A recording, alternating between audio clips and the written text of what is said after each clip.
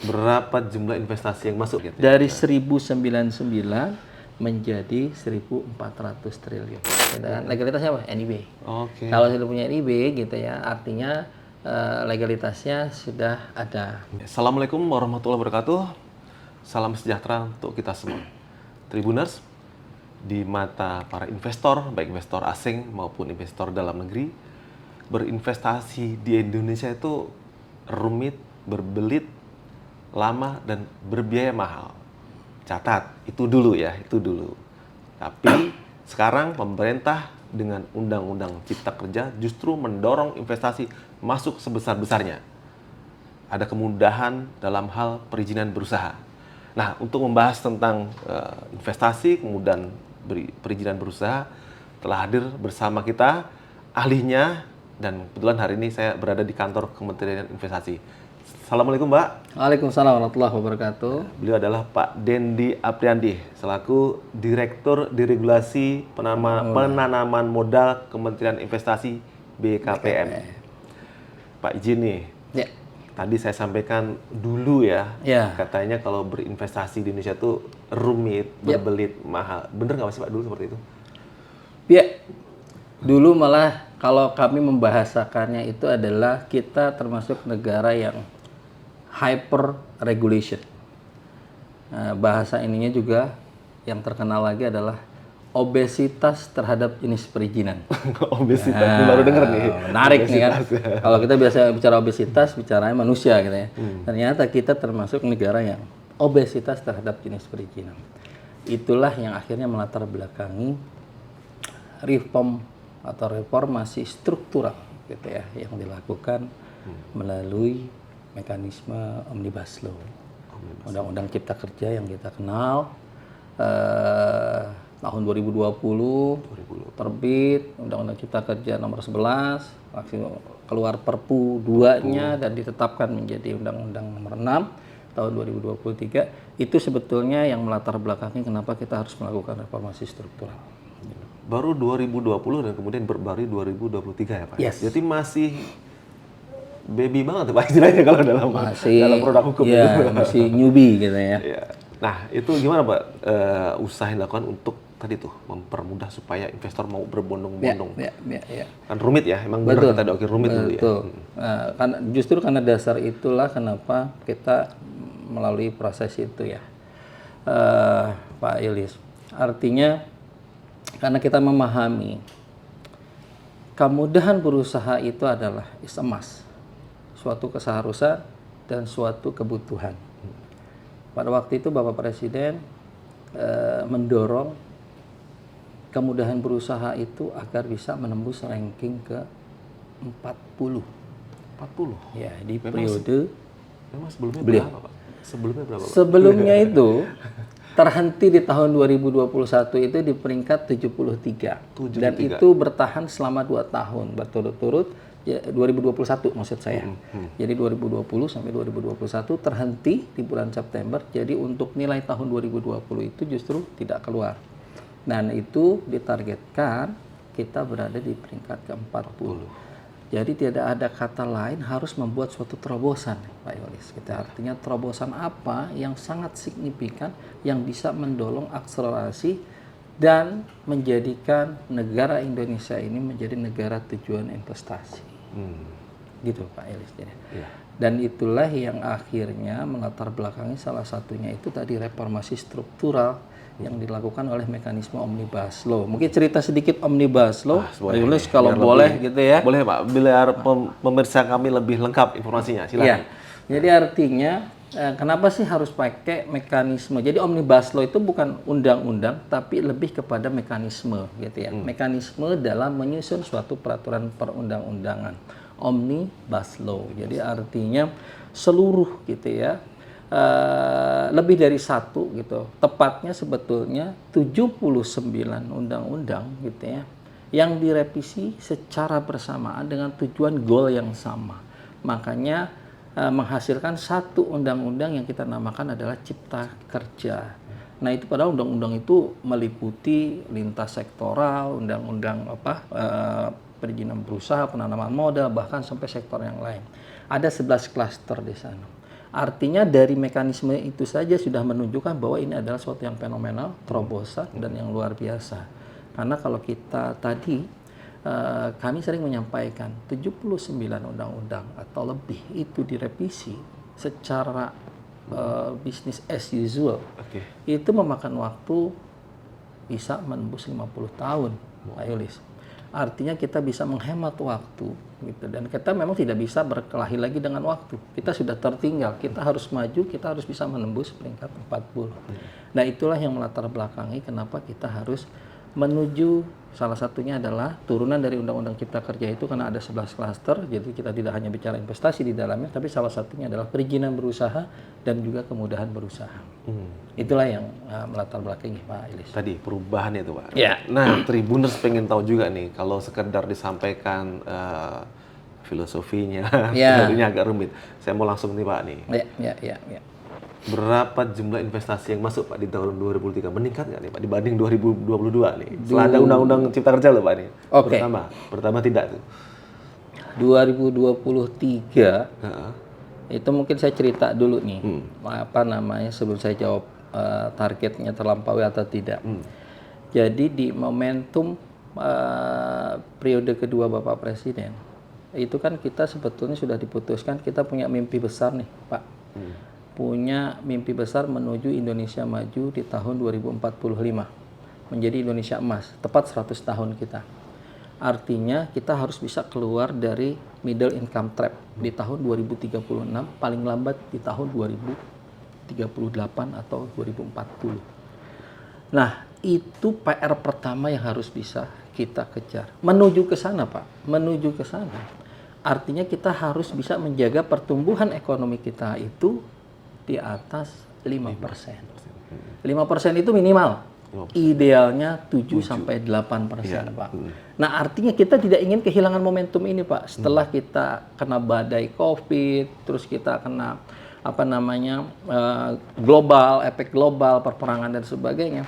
Dan kita ingin mempertahankan pertumbuhan, di mana investasi itu adalah memiliki kontribusi salah satu yang terbesar sebagai motor penggerak utama pertumbuhan ekonomi. Selain spend pemerintah, gitu ya, selain konsumsi masyarakat, ekspor impor.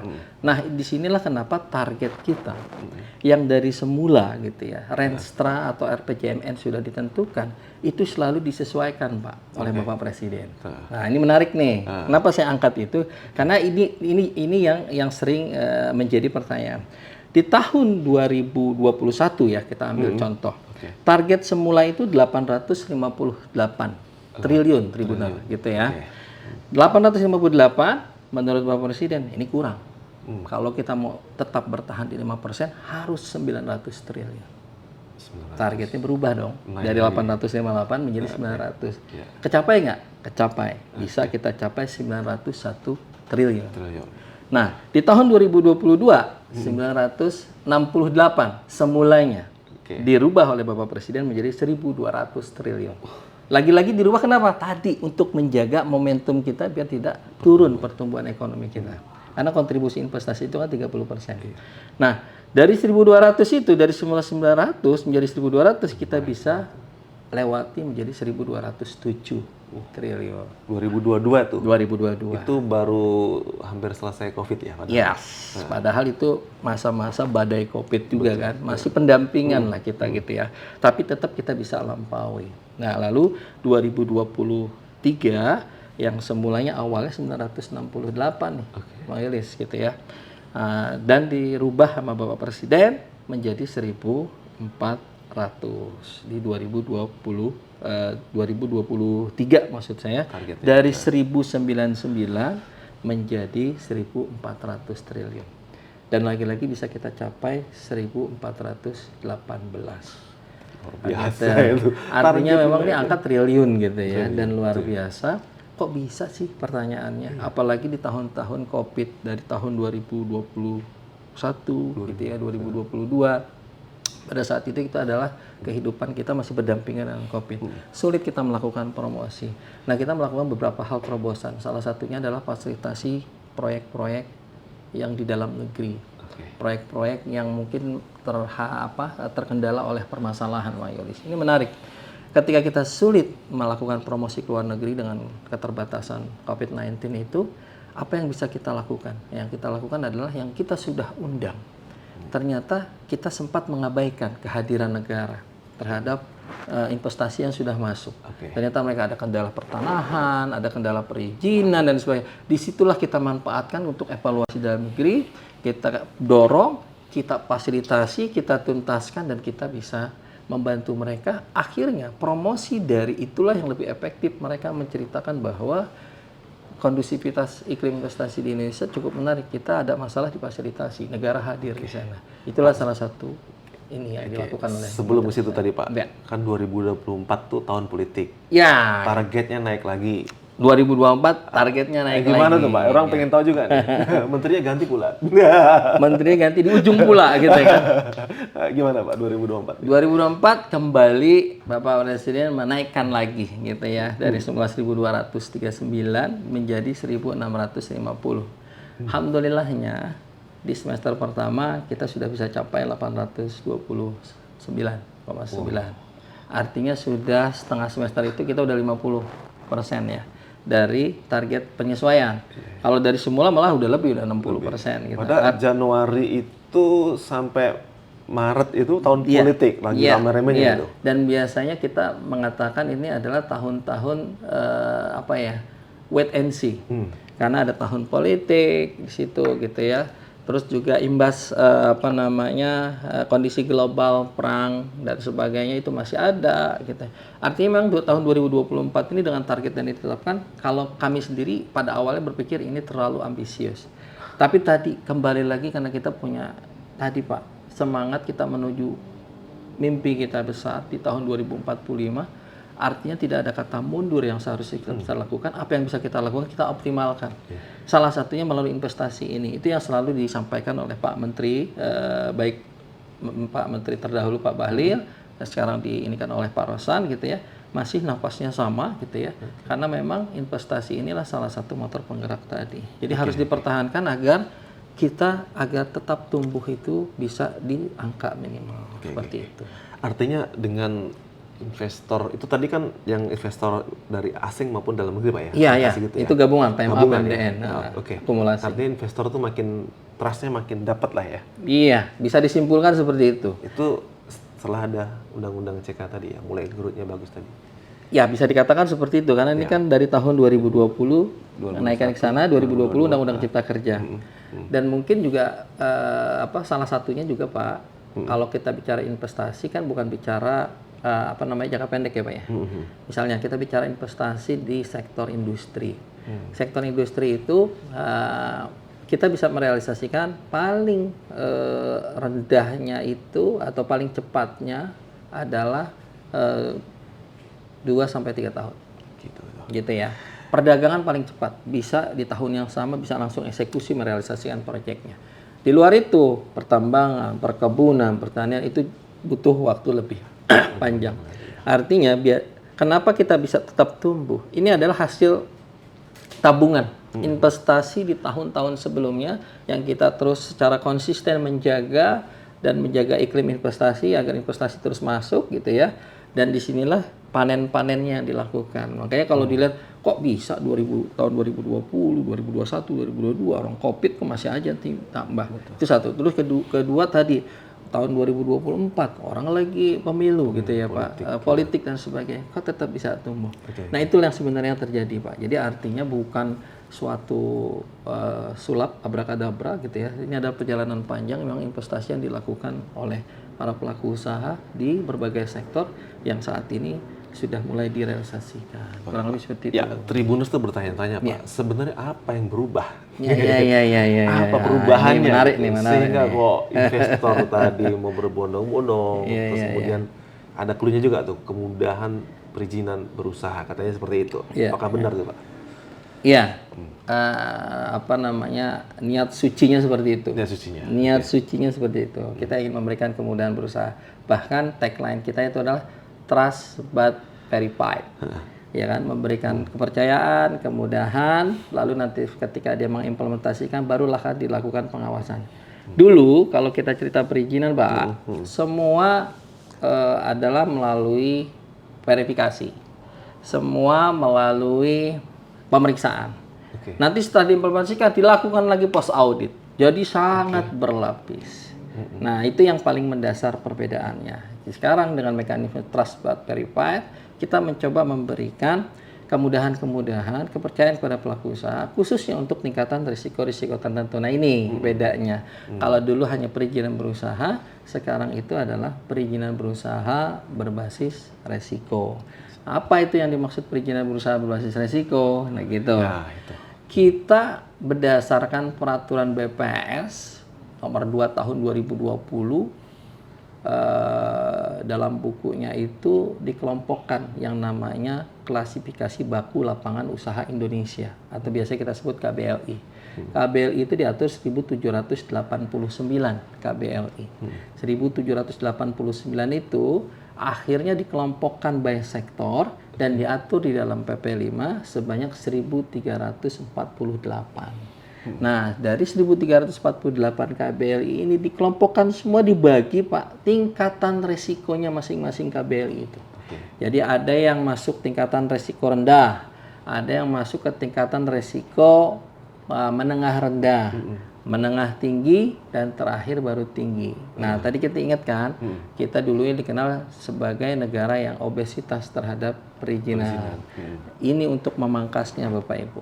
Jadi artinya sekarang tidak lagi bentuknya izin. Jadi dulu rejimnya itu perizinan. Semua izin. Semua KL mengeluarkan izin, mengeluarkan persetujuan, apapun itu semua bentuknya izin. Itu yang bikin rumit Pak ya? Itu yang bikin rumit. Dan akhirnya tadi apa-apa izin semua gitu ya. Akhirnya dikenal tadi, kita dikenal sebagai yang tumpang tindih regulasi, perizinannya rumit dan sebagainya. Itu yang ingin kita terobos sebetulnya. Itu niat sucinya ya, niat sucinya. Sehingga dikelompokkanlah semua tadi itu bidang usaha tadi. Ada yang rendah jadi perlu izin nggak?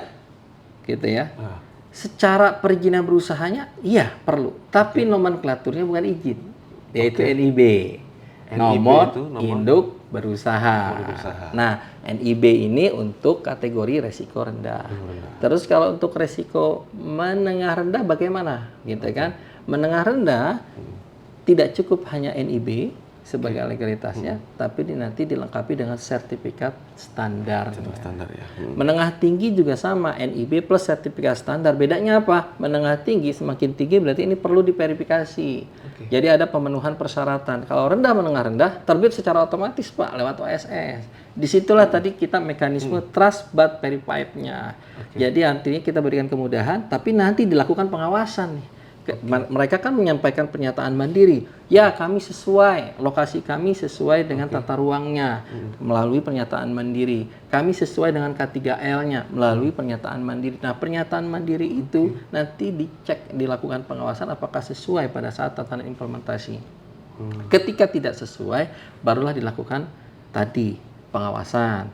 Pendekatannya itu adalah pembinaan gitu ya, sebelum dilakukan sanksi dan sebagainya yang lebih berat. Nah, itu yang akhirnya baru untuk hanya resiko tinggi sajalah yang memerlukan izin, Pak Yoris. Resiko tinggi. Resiko tinggi, gitu. Kalau dulu semua resiko rendah. Nggak ada resiko, semua bidang usaha izin. Izin usaha industri, izin usaha perkebunan, izin usaha pariwisata, izin usaha perdagangan gitu izin ya. Itu lama ya biasanya dulu ya. Itu tadi ya. Iya. Kita bicarakan lamanya itu di situ ya. Iya, memang data juga menunjukkan itu gitu. Jadi yang risiko tinggi aja baru izin. Yes, gitu. Rejim perizinan sekarang berganti rejim berbasis risiko. Perizinan berusaha berbasis resiko. Nah, ini ada pertanyaan juga nih Pak. Misalnya usaha informal dulu kan. Kan informal tuh ya pedagang kecil, mikro kan informal semua ya. Iya. Karena dulu cari izin susah, Pak. Betul nggak, Pak? Yes, betul. Sekarang mereka bisa mendaftar. Iya, betul. Mendaftar pakai nomor induk berusaha tadi. Iya, sebelum malah. Oh, sebelum. Tergantung. Jadi kalau kita bicara UMKM, rejim sekarang kan memberikan ruang dan waktu yang lebih terhadap pelaku-pelaku UMKM. Mendorong untuk naik kelas, kan gitu Pak. Jadi artinya bagaimana apa yang diberikan oleh pemerintah? Salah satunya itu adalah kemudahan mendapatkan legalitas. Yang tadi ya itu kan dulu susah banget, apa-apa bayar gitu ya. Bikin ini harus ke akte, harus ke notaris dan sebagainya. Nah, bagi pelaku UMKM atau perseorangan, Pak, sekarang ada yang namanya PT Perorangan berdasarkan PP 7 tahun 2021. PT Perorangan. Kalau dulu kita bicara PT persekutuan. Pak, lebih dari satu orang, gitu kan, 2 atau 3 gitu dan sebagainya, 2 atau lebih lah gitu ya. Tapi tidak ada yang perorangan. Nah, sekarang rejim UU CK saat ini kita kenal ada PT Perorangan. Itu yang diatur di dalam PP 7 tahun 2021. Apa yang maksudnya PT Perorangan?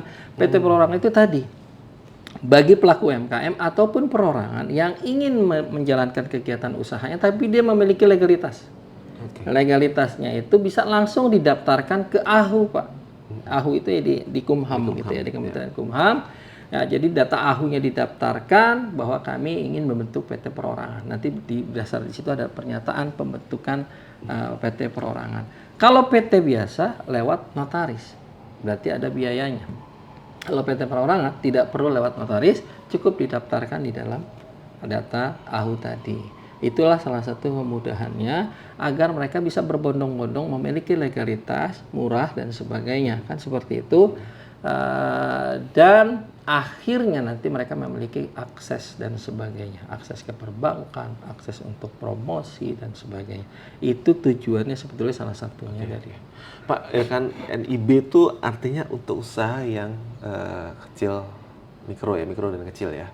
Kemudian menengah pakai yang standar sertifikat tadi ya? Ya, jadi standar sertifikat. Lebih tepatnya NIB itu untuk semua jenis. Oh, semua pakai NIB dulu? Iya, karena NIB itu fungsinya legalitas dan identitas. Kalau untuk yang resiko rendah tadi. Karena dia hanya cukup NIB. Cukup NIB rendah ya. Jadi, tapi semua itu harus NIB dulu ya? Legalitas, identitas. Nah, tapi untuk resiko menengah rendah, menengah tinggi ditambah NIB plus sertifikat standar atau NIB plus izin untuk resiko tinggi. Artinya apapun resikonya, apapun skala usahanya, besar kecil UMKM gitu ya. NIB itu adalah seperti layaknya NIK-nya kita, KTP-nya kita. Identitas, jadi nomor induk berusaha, nomor unik yang memang disusun berdasarkan sistem kita, dia sebagai identitas bahwa ini adalah memiliki entitasnya, seperti itu. Makanya sebagai legalitas sekaligus juga entitas. Yang untuk level menengah tadi kan mereka butuh sertifikat standar. Ya. Itu melalui penilaian sendiri. Yang menengah tinggi, kalau menengah rendah bisa langsung, yang menengah rendah maksud saya penilaian sendiri, step assessment bisa keluar secara otomatis. Kalau untuk yang menengah tinggi harus ada pemenuhan standar. Jadi ada pemenuhan persyaratan kewajiban, nanti diverifikasi oleh setiap KL-nya.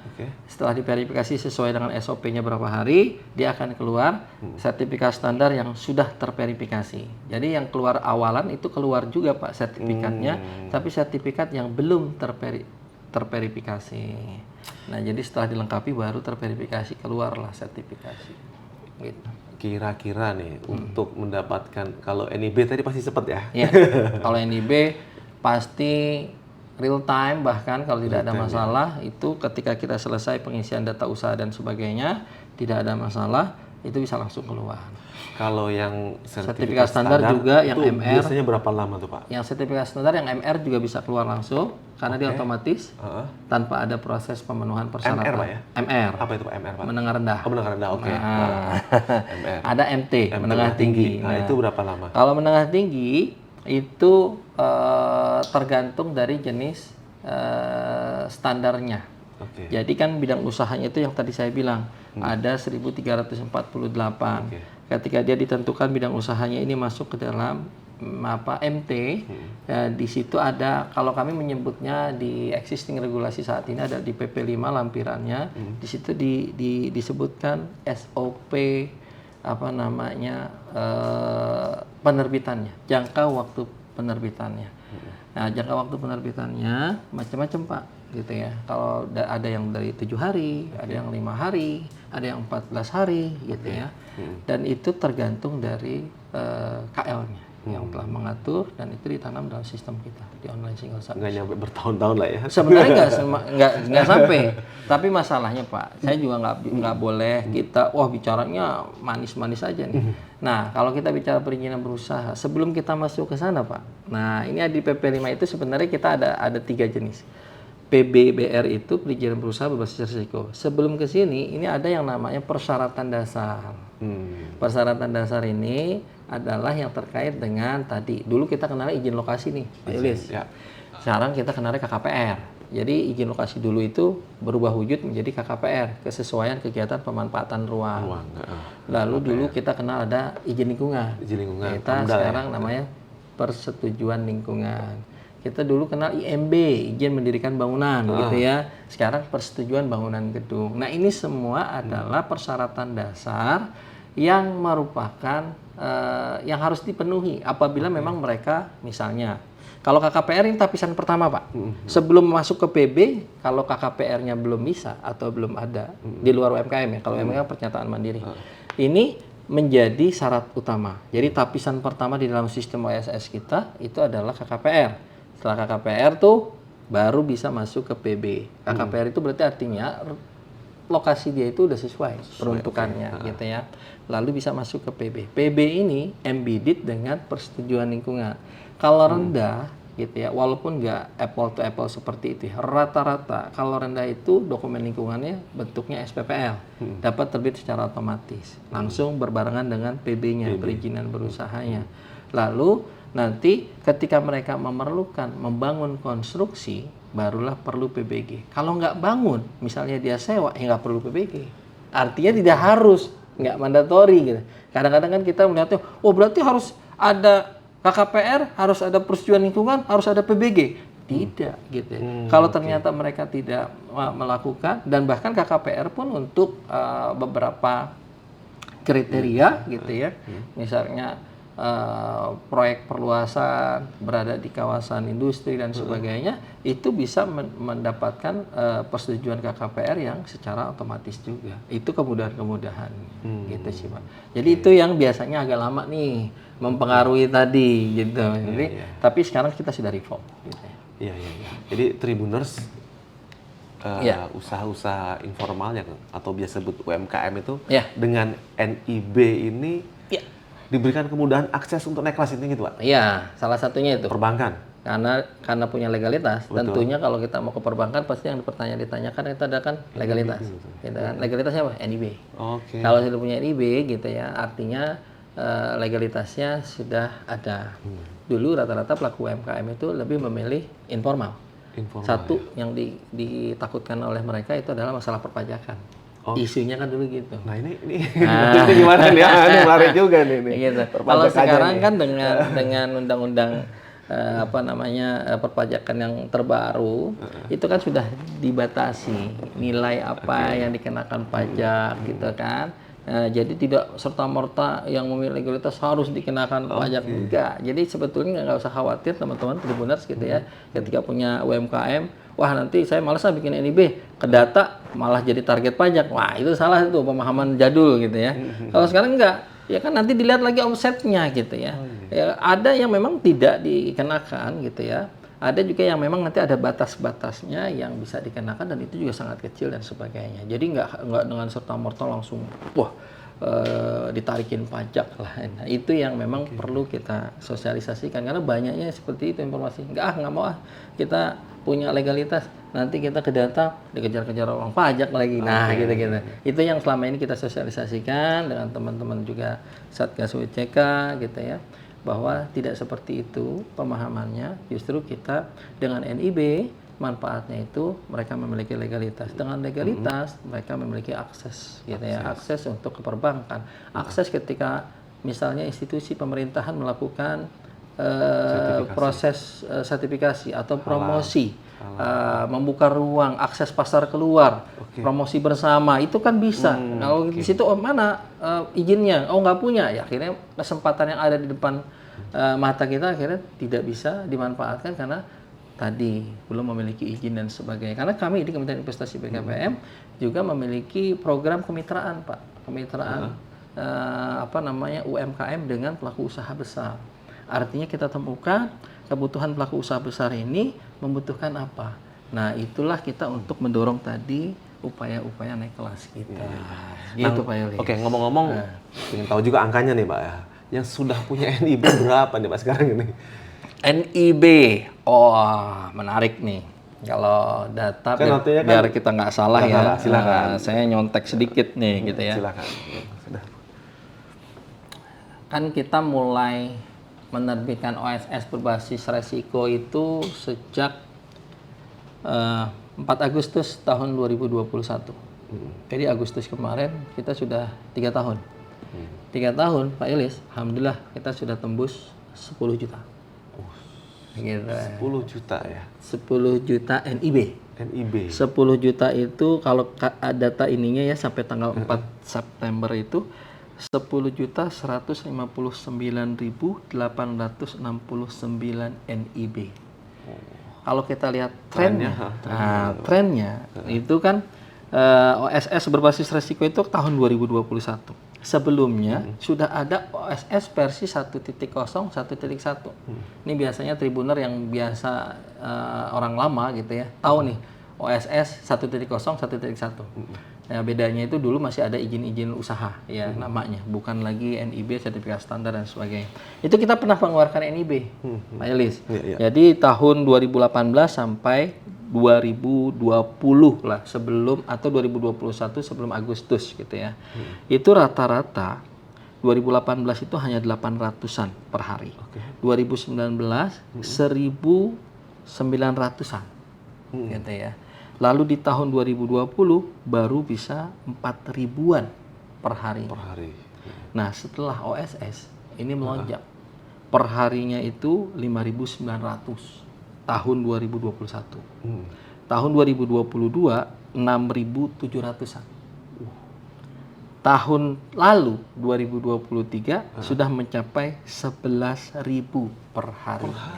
Artinya kalau kita lihat trennya terus nih Pak, dari 800, 1.900, 4.000, 5.900, 6.700 sampai saat ini 11.000 yang kenaikannya itu hampir 64%. Spike banget ini. Iya. Dan itu mau tahu lagi yang wow-nya gitu ya. 98% lebihnya itu adalah pelaku UMKM. UMKM ya? Iya. Luar biasa nih. Itu lebih dari 98%. Artinya kesadaran saudara-saudara kita pelaku kegiatan UMKM itu sudah mulai sadar. Ya. Mereka butuh NIB tadi. Ya, itu satu. Yang kedua, informasi yang kita dapatkan dengan data ini ternyata betul. Backbone dari pertumbuhan ekonomi kita ini itu bukan investasi skala usaha besar saja ternyata. Gitu. Jadi makanya kenapa Bapak Presiden, ayo dong kita berikan treatment khusus, berikan perhatian khusus kepada pelaku UMKM. Mereka lagi resesi, lagi kita turun gitu ya, perekonomian kita. Ternyata mereka loh yang mungkin menjadi yang survive, yang bertahan, yang akhirnya pertumbuhan ekonomi tetap bergejolak ya. Efek-efek kemarin deh COVID, coba e-commerce, itu kan pelaku-pelaku UMKM gitu, real. Nah, dan data ini akhirnya membuktikan bahwa betul ternyata backbone kita memang ada pelaku usaha besar gitu ya, dan kita tidak bisa ini ya. Tapi kalau dibandingkan dari ini data NIB-nya itu lebih dari 98% itu pelaku UMKM.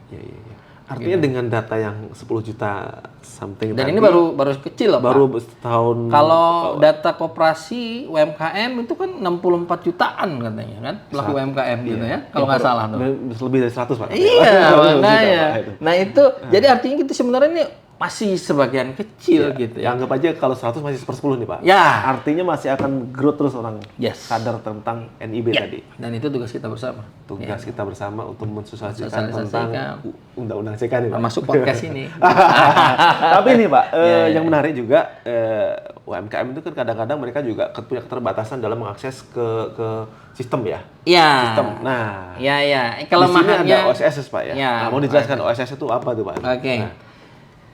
Era ini saat ini kita transformasi digital gitu ya. Semua pokoknya bicaranya digital. Sampai sekarang kalau kita lihat orang nggak ada yang nggak punya handphone mungkin ya, gitu ya. sampai ke pelosok daerah sekalipun. Nah, buktinya apa? Buktinya ya TikTok gitu ya. Sosmed lah gitu ya. Itu semua meningkat. Artinya sebetulnya sudah melek nih teknologi. Hanya disinilah peran kita untuk meningkatkan bahwa kita juga harus nih, government sudah harus bertransformasi ke digital, era digital.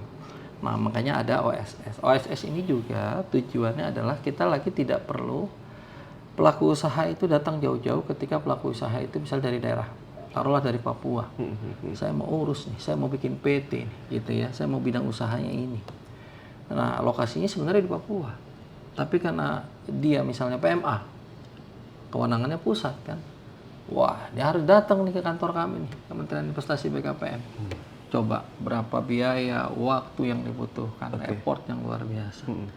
Dengan adanya sistem yang bisa diakses melalui handphone, smartphone dan sebagainya selama masih ada pulsanya gitu ya dan jaringan.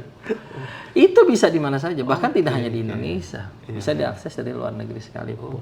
Itu Pak, aksesibilitasnya, kondisinya di situ. Dan sekarang pun kan masyarakat kita pun siapa sih yang sudah yang nggak punya handphone gitu ya. Sampai usia, lintas usia gitu. Nah, hal ini yang kita ingin dekatkan. Tapi memang gaptek itu masih ada gitu ya. Gap teknologi. Itulah peran kita untuk terus kita tingkatkan bagaimana sistem kita ini user friendly. Itu yang kita lakukan secara living improvement tadi gitu ya. Artinya kita bagaimana seperti misalnya para tribuner yang sering berbelanja, berselancar di e-commerce gitu ya, begitu mudahnya gitu kan. Itu cita-cita kita pengen seperti itu. OSS itu betul-betul sangat mudah bisa diakses. Jadi dibedakannya itu ada yang memerlukan hak akses, ada yang memang umum Pak. Jadi ada SPI, standar pelayanan informasi yang bisa diinikan, ada juga yang memang perlu hak akses untuk menerbitkan perizinannya. Itulah yang kita lakukan. Itu OSS online single submission, sehingga yang jauh tidak perlu datang ke Jakarta atau ke pusat untuk mengurus perizinan, dan mereka tidak perlu tawaf bahasa kami. Tawaf keliling ke beberapa KL terkait, ya kan? Misalnya mau perindustrian, izin usaha industri, berarti kami harus selain ke BKPM datang juga ke Kementerian Perindustrian, gitu ya. Belum nanti di daerah ada dinas perindustrian, dinas penanaman modal dan sebagainya.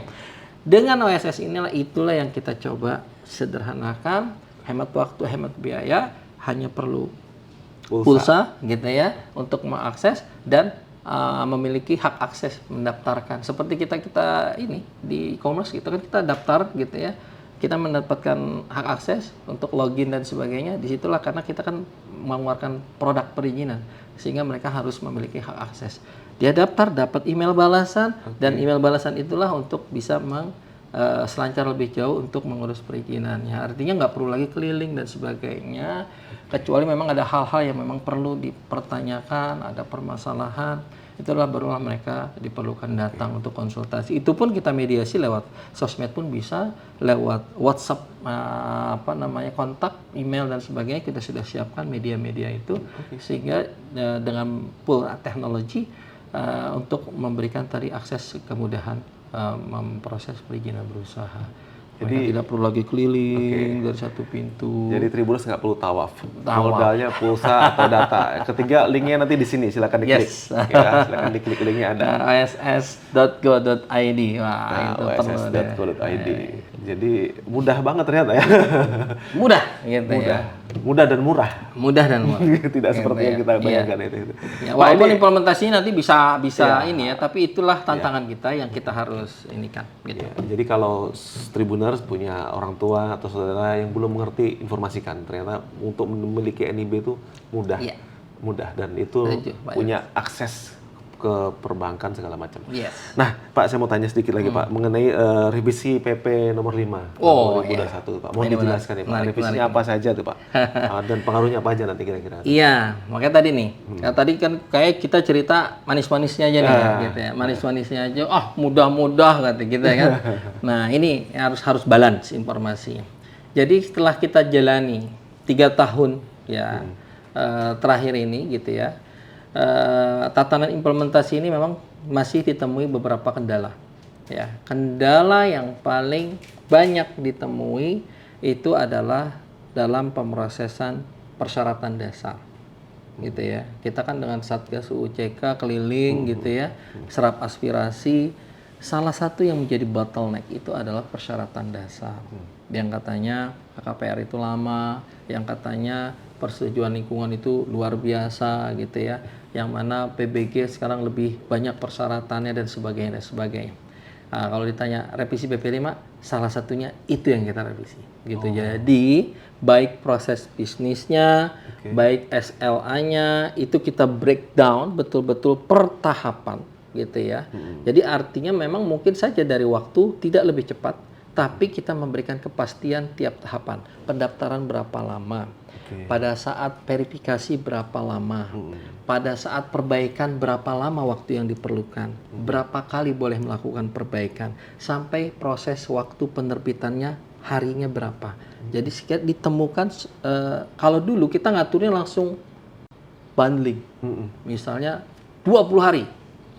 Padahal dalam 20 hari itu ada tadi proses pendaftaran, ada verifikasi, ada yang kadang-kadang akhirnya tidak tercapai gitu ya, dan bahkan melebihi dari SOP. Nah, kita berpikir realistis, artinya perbaikan itu kan tidak harus melulu terkait waktunya harus lebih cepat, tapi kita lebih memberikan kepastian hukum, kepastian berusaha ketika kita memberikan transparansi dari tiap tahapannya itu membutuhkan waktu berapa gitu ya, ada biaya yang di mana gitu. Itulah yang kita perbaiki di revisi PP5. Yang pertama adalah persyaratan dasar. Yang kedua yang kita perbaiki itu adalah pengaturan terkait PB-UMKU. Ya, PB-UMKU itu apa? PB-UMKU itu adalah persyaratan perizinan berusaha untuk menunjang kegiatan usaha. Jadi setelah PD, persyaratan dasar, ada PB, perizinan berusaha. Setelah PB ada PB-UMKU, perizinan berusaha untuk menunjang kegiatan usaha. PB-UMKU ini kalau kita kenal dulu adalah izin-izin operasional, izin-izin komersial. Misalnya apa, izin edar. Jadi ada industri, dia mau mengedarkan produknya, ini harus ada izin edar. Nah itu untuk operasional, itu namanya PB-UMKU. Atau ada yang mau dagang, kita ini ya, salah satu yang terkenal itu adalah PB-UMKU-nya adalah izin edar.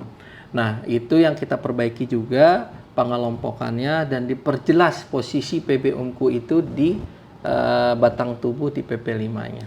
Yang ketiga juga yang kita perbaiki adalah lampirannya. Jadi dari jumlah PB-UMKU dari sekian ribu itu kita sederhanakan lagi gitu ya. Yang mana-mana betul yang masuk ke dalam rejim perizinan berusaha, yang terkait relate langsung dengan perizinan berusaha, mana yang memang tidak. Karena kan selama ini ada juga yang terkaitnya dengan misalnya profesi atau kegiatan bukan perizinan berusaha, kegiatan ekspor impor dan sebagainya. Nah hal-hal ini yang akhirnya kita coba evaluasi, kita revisi, memang masih dalam proses finalisasi, gitu ya. Akan masuk ke dalam proses harmonisasi sebelum nanti lanjut diundangkan. Sudah tahap finalisasi. Sampai segitu ya. Iya. Termasuk juga kearifan lokal Yes, juga kearifan dipertimbangkan lokal juga. Contohnya gini, sebetulnya terlepas dari itu regulasi kita sudah mengatur secara detail, Pak Ilis. Misalnya kalau kita anggap kearifan lokal itu misalnya apa ya? Contoh gini Pak, saya kasih contoh Pak. Kapan hari itu kan ada yang bikin kafe dekat masjid gitu tuh. Malam-malam musiknya jeduk gitu kan. Akhirnya di demo. Kayak gitu Pak. Jadi artinya sebetulnya jauh sebelum implementasi OSS pun peraturan itu sudah ada. Misalnya jualan minuman beralkohol. Itu sudah ada peraturan Menteri Perdagangan di mana boleh jualan gitu ya, lokasinya, dan di mana yang nggak boleh. Misalnya dekat sekolah, dekat tempat ibadah gitu ya. Itu tidak boleh ada. Makanya itu termasuk ke dalam bahan barang yang diawasi peredarannya, pengawasan dalam peredarannya. Sehingga memang sudah ditentukan sebetulnya memang nggak boleh gitu ya. Terus bagaimana dengan kok tiba-tiba kafe atau karaoke berdiri di samping pesantren? Kok bisa? Nah ini yang tadi saya bilang salah satu yang kita perbaiki. Jadi Pak, ternyata kayak restoran ataupun tadi karaoke dan resikonya itu rendah, Pak Yulis. Resikonya rendah dengan regulasi yang saat ini kan keluar otomatis. Ya kan? Terus lokasinya kan berdasarkan pernyataan mandiri. Iya. KKPR-nya, gitu ya. Nggak dilakukan pemeriksaan kan? Ketika dilakukan pemeriksaan itu baru di pengawasan, verifikasi, trust but verify, diberikan kemudahan. Nah, inilah sebenarnya permasalahannya. Itu yang terjadi. Jadi sebetulnya bukan kita tidak mengindahkan kearifan lokal, justru bukan. Justru sebetulnya ini karena memang ada pengaturan untuk beberapa resiko, itu adalah tingkatan resikonya rendah itu bisa terbit secara otomatis. Masalahnya nih pelaku usahanya ini yang kurang wise gitu ya. Wah, gampang dia dapat izin gitu ya. Yang penting aku udah punya izin, ya kita ingin aja diri di sini. Kita ada lokasi di sini nih, gitu lah. Ini yang tapi sebetulnya Pak Elis, kita ada semacam disclaimer gitu ya. Kan ada pernyataan mandiri yang mereka lakukan bahwa sesuai tata ruangnya, diperuntukkan dan sebagainya. Artinya walaupun mereka sudah punya izin gitu ya, kalau pengawasan itu dilakukan, itu masih dalam ranah bisa kita dilakukan pembinaan. Gitu. Artinya ketika dia punya izin, akhirnya itu bukan surat sakti yang bisa mengalahkan apapun. Terus aparat penegak hukum APH nggak bisa masuk dan sebagainya, enggak juga gitu ya. Tapi karena mekanisme perizinan berusaha berbasis resiko itu ternyata salah satu aksesnya ini. Nah, ini yang celahnya ini yang akhirnya kita perbaiki. Kita perbaiki nanti untuk resiko-resiko tertentu walaupun rendah. Tapi yang terkait dengan hal tersebut harus mendapatkan misalnya rekomendasi dulu dari daerah. Jadi nggak serta-merta langsung otomatis. Itu kita perbaiki. Sudah ada di artinya kan cluenya di sini pengawasan ya. Yes, itu. Nah, pengawasan ini sebenarnya yang paling aktif untuk melakukan pengawasan tuh Pemda setempatnya atau dari KL-nya aja. Ya. Untuk ini. Sebetulnya pengawasan bareng dua-duanya juga gitu ya. Iya, pengawasan itu kalau di PP5-nya itu ada bahasanya terkoordinasi dan terintegrasi, Tribunar gitu ya. Jadi terkoordinasi, terintegrasi. Karena ada bahasa terkoordinasi dan terintegrasi, terkoordinasi siapa dong? Pasti ada koordinatornya dong, gitu ya. Kalau tingkat pusat, koordinatornya itu adalah Kementerian Investasi BKPM. Tingkat daerah ada namanya DPM PTSP, tingkat provinsi, kabupaten, kota. Ya dinas penanaman modal terpadu satu pintu, DPM PTSP. Itu sebagai kepanjangan tangan kita kalau di daerah. Bekerja sama nanti melakukan pengawasan dengan OPD teknisnya. Gitu Pak. Karena kan kita tidak mematikan kewenangan setiap KL ataupun daerah.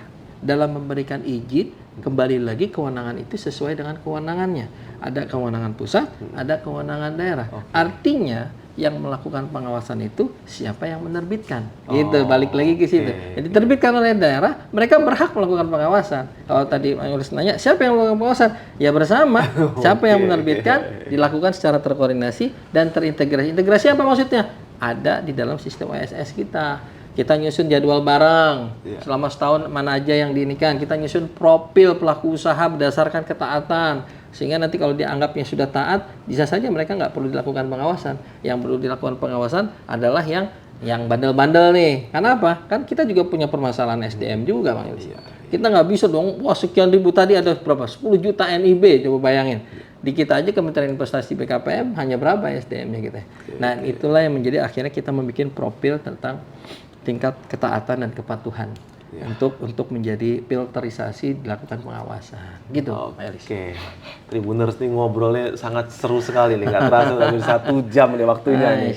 Nah, oke Tribuners, dengan penjelasan dari Pak Dendi tadi rasanya kita semua sudah tahu lengkap tentang Undang-Undang Cipta Kerja itu yang tujuannya mendorong supaya investasi bertumbuh dengan cepat, kemudian ada kemudahan berizin berusaha dan juga lapangan kerja tercipta secara luas. Nah, bagi saudara-saudara kita yang mau berinvestasi dari asing maupun dalam negeri, mari datang ke Indonesia. Termasuk saudara kita yang sudah membuat usaha informal, jangan takut, jangan takut punya NIB-nya. Itu adalah semacam KTP-nya kan Pak? Yes. KTP-nya. Betul. Udah punya KTP, punya akses dimanapun berada. Nanti akses perbankannya Kak, sertifikasinya segala macam. Promosi dan sebagainya. Nah, demikian Tribuner, semoga bincang-bincang hari ini bisa membawa keberkahan buat kita semua. Informasi bisa tersampaikan secara luas ke masyarakat dan menjadi kemajuan bangsa Indonesia. Terima kasih Pak Dendi. Pak Julius, Assalamualaikum warahmatullahi wabarakatuh. Waalaikumsalam warahmatullahi wabarakatuh.